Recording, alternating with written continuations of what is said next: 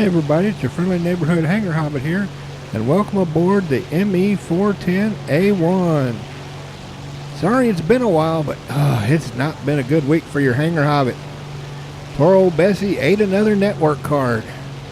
That's 3 network cards, 2 graphics cards, 1 motherboard, and an Auto GSE. Yeah, I'm going to have to take her out back and show her the rabbits. Oh, but speaking of taking out back, hello B34. How are you doing today? Oh, I got something for you. Here, kitty. Oh yes, just a little more. Thank you, I appreciate. Yeah, I'm gonna have to replace old Bessie. Ain't nothing else to it but to do it. But sadly, it's going to take me a couple of months to save up enough to get one of them Xeon workstations. Till then, you just got to deal with what you got. Speaking of dealing with what you got, this thing ain't even close to speeded. Yeah, not been able to play much. Ended up having to get me a wireless in USB adapter. Oh Lord, has that been fun setting up. So if you see the occasional plane teleport or see my ping suddenly jump, now you know why. Anyway, this here is a rank 3, battle rating 3.7 for the Germans. After getting that sub request for that 110 with the gun pods, kinda got bit by the Messerschmitt bug. Yeah, haven't really messed with any of the twin engines they had, so I thought, they look like fun. Let's see if they're fun. Oh, hello, Spitfires. Oh, you come here. Leave my little friend alone.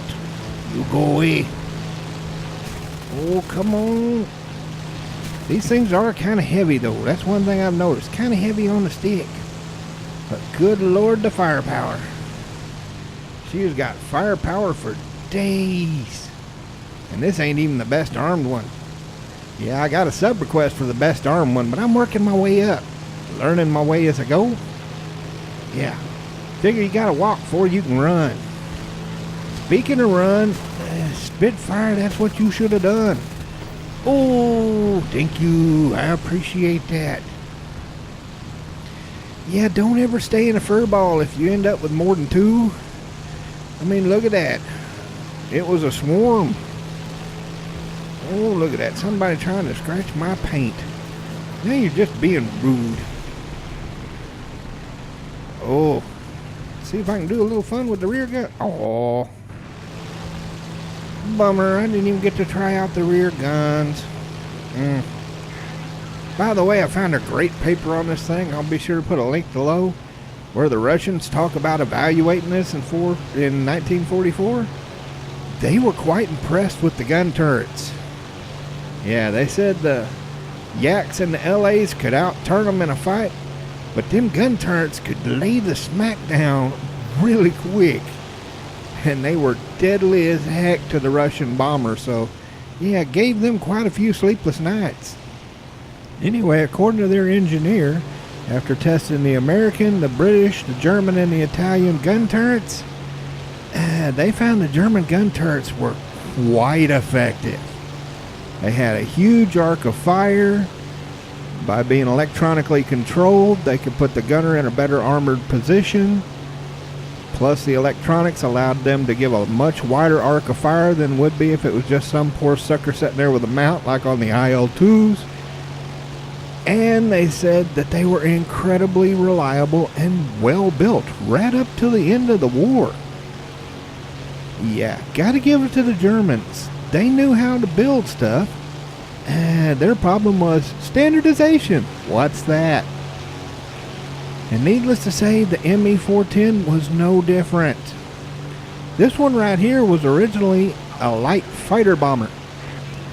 Yeah, you can carry up to 2,000 kilograms of bombs in this sucker, if I'm not mistaken.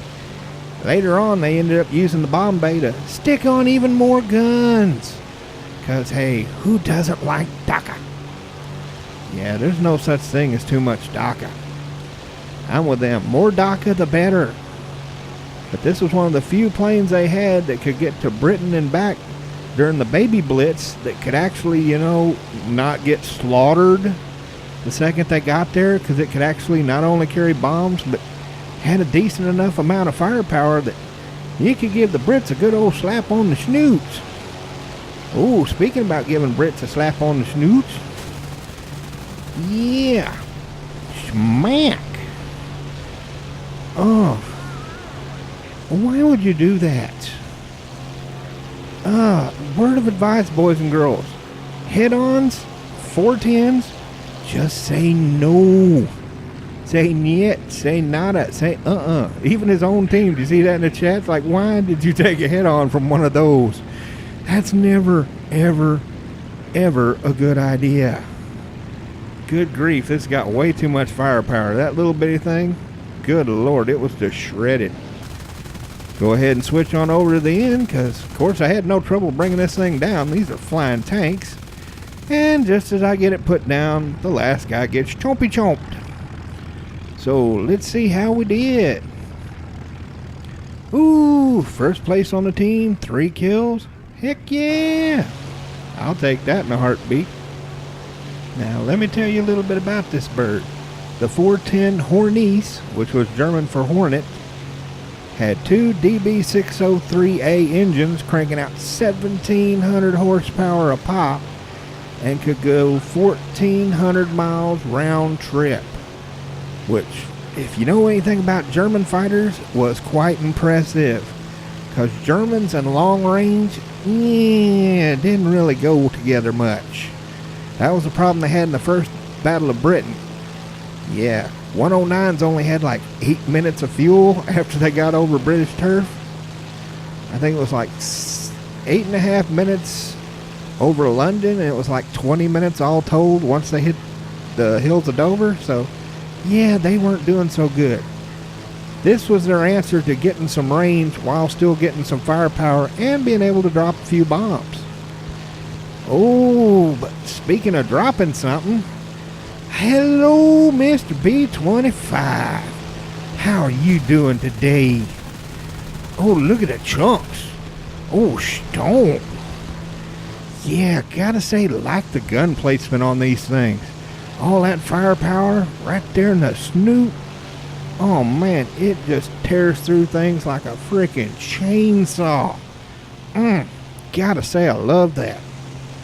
Anyway, this was a development from the ME-210, which turned out to be a turkey. Yeah, they ended up giving some of those to the Hungarians, who made their own version called the 210C, which fixed a lot of the problems. The Germans looked at it and said, hey, if we take that, we can actually make it better. Might make something good out of it. But the 210 had such a bad reputation, they said, yeah, we're not calling that a 210. We'll just give it a new name. So, say hello to the 410. Yeah, this fixed a whole lot of the handling and stability issues that the 210s had, while still keeping the range and keeping the firepower, which is what they really needed at the time because of all the high altitude bombers.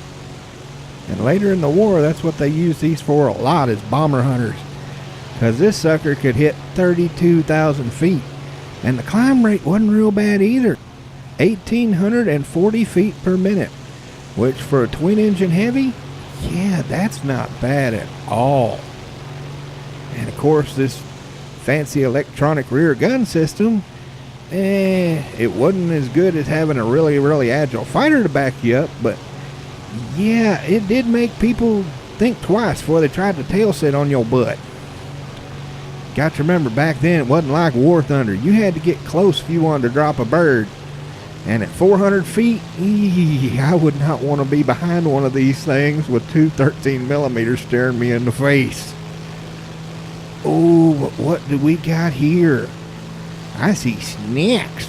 Ooh, lots and lots of snacks. Oh, speaking of the rear guns, rear gunner popping off a few. I never had any luck with those personally myself. Oh, hello, P-51. Oh, you come here. That's it. Pull up for me. Oh, nice critical. Yeah, I got way too many targets, so I gotta watch my booties. Oh, look at that.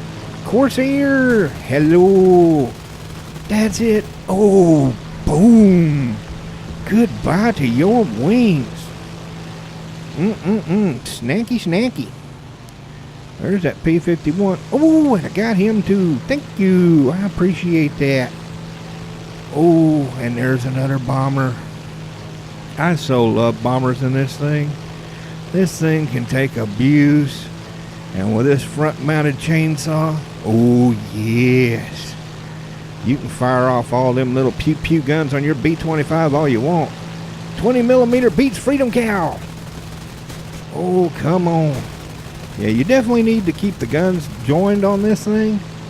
Because, yeah, by itself, the little pew-pews aren't any good. But put together with the 20s, as you can see, how about a little fire scarecrow? Oh, don't you just love that? Snack time. Anyway, they made these from 43 to the end of the war, with the main operators being the Germans and the Hungarians. And this was another one of those where if you could find a job, yeah, they probably used this for it. They used it as a heavy fighter, as a Schnell bomber, as a bomber hunter. They even ended up mounting rockets to this thing to break up bomber formations before attacking them with a 50 millimeter freaking cannon that was supposed to let this thing pop bombers from 1,000 meters away. Which, in that Russian report I found, said that, yeah, oh yeah, did that do the damage? But from 1,000 meters away, you know, with the wind and all this other stuff, whether you hit them or not was kind of based on luck. Ooh, look at that. Last one done went down. Yeah, that's the only problem you find with this bird, is getting enough to feed it. Good Lord, USA teams are bad at this tier. Alright, let's see how we did. Woo, 4 kills, first place on the team. Heck yeah. I'll take that in a New York minute. Not going to complain about that at all, especially since I'm learning the birds. And as you can see, this was a slightly older video. I got one of those stupid boxes, which I keep throwing away. I don't know why they keep giving me them stupid things. I mean, does anybody actually open them stupid things? At least they could do is give me the boxes, you know, where you could possibly win a plane. At least those I could trade for some cheap stuff. Oh well, as you can see, I wasn't even close to getting speeded. I had lots and lots of stuff. Yeah. Definitely going to have to work my way up the line, though, because I am finding these things are quite fun. Well, what do I think about this bird? Oh, good Lord, this thing's a little monster. At 3.7 BR, with an air spawn, oh, good Lord. Yeah, the first couple of matches you have till you start getting some of the belt unlocks are not pleasant. But actually, even then, it's not bad just because the sheer weight of shot from this monster. But once you get those belts, oh, good Lord, you can snack. You can just go troll-a-lo-lo-lo with this thing. If you haven't taken this out, definitely take her out and have some fun. Well, be sure to like and share, and I hope to see you up there in the clouds. Have a good one, y'all.